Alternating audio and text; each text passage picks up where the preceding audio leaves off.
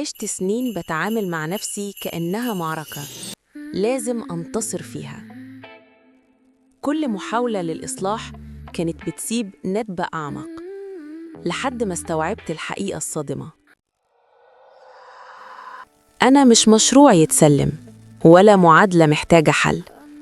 أنا إنسان، قيمتي عمرها ما كانت في الإنجاز، قيمتي في وجودي، في كوني أنا. النهاردة أنا وقفت إصلاح وقررت أحبني، قررت أبدأ رحلة تعافي حقيقية، أتطور عشاني أنا، عشان أكون نسخة أفضل لنفسي، مش عشان أكون أحسن من فلان ولا عشان يتقال فلان شاطر. الرحلة دي ليا أنا.